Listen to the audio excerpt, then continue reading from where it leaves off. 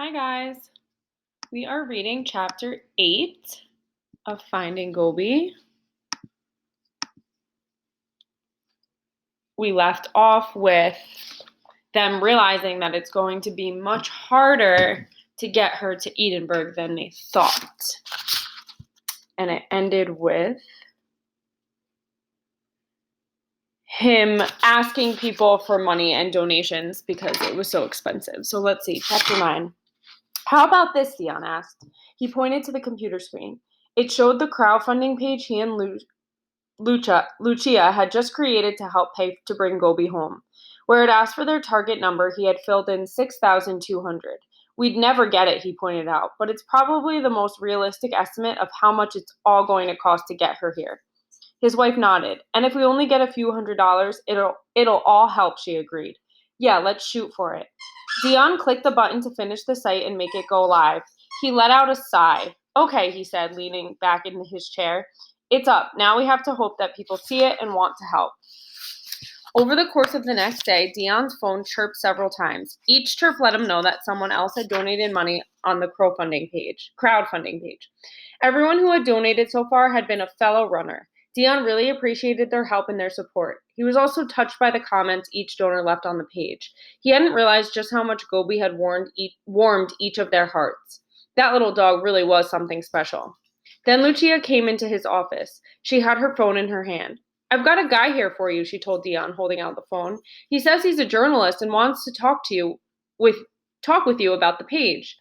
Dion took the phone carefully. What would a journalist want with him, he wondered, and why would they call Lucia instead of just calling him directly? Hello, he said. Hi, a man on the other end replied. I saw your page and I had to call. How did you even get this number, Dion asked. Oh, sorry, you didn't list a number on the page, the man answered, but your wife has one on her website. Which was true. Lucia worked as a running coach, so she had her number up on her page so clients could reach her. It made sense, but it was still a little strange. But the man was still talking.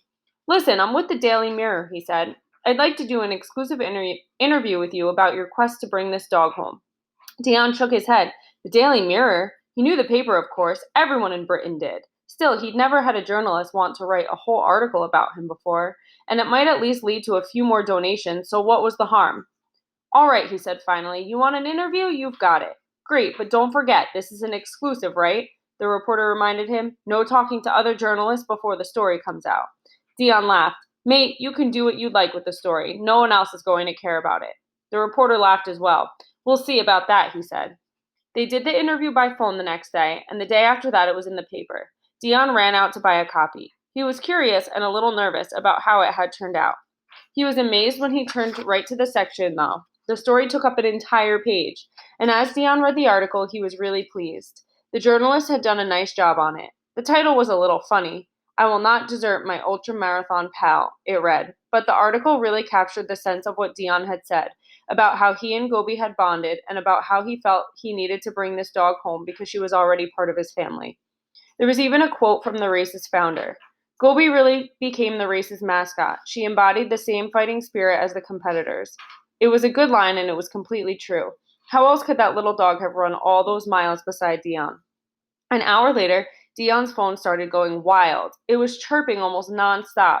Surprised, he checked the crowdfunding site. People he'd never heard of were making donations. $25 here, $25 there, $100 from someone else. It was amazing. It had to be the story, Dion thought. He checked the Daily Mirror's website. The story was up there as well and had already been shared and linked by hundreds of people, and it had been live for only a few hours. Apparently, Gobi's story was touching a lot more hearts than just Dion's, Lucia's, and their fellow runners. Nico's excited for Gobi to come home. Dion had never expected this, and he was more than a little stunned that it was happening, but he was also extremely grateful. 24 hours after the story came out, Dion grinned at his wife. We did it, he proclaimed. They hugged. They had met their goal. They now had the money they needed to bring Gobi home. But it didn't stop there. People continued to give money on the site, and Dion started getting calls from other journalists who wanted to talk with him about him and Gobi's story. Then someone from the BBC called. A broadcaster named Phil Williams wanted to interview Dion on his radio show later that night. It was a live broadcast, and Dion was nervous, but there was no way he was going to turn down the opportunity. He did the show, and afterward, the producers created a little 1 minute video from his interview and some footage of the race. The video wound up being viewed by more than 14 million people on the BBC site. More radio shows invited him on as a guest. Then he started getting calls from TV shows as well. And not just British TV shows. A German one contacted Dion, then a Russian one, an Australian one, and several American ones as well. The story had spread worldwide, and so had the donations. People were donating from India, Venezuela, Thailand, and even North Korea. It was absolutely incredible. Dion was almost overwhelmed by all the attention and this incredible level of support. These people didn't even know him or Gobi, but that didn't seem to matter. They had heard his story and they wanted to help. Now, that money wasn't going to be a problem. Dion and Lucia turned their attention to the rest of the details. They were happy they could tell Kiki that it was time to move ahead and start the process of bringing Gobi home.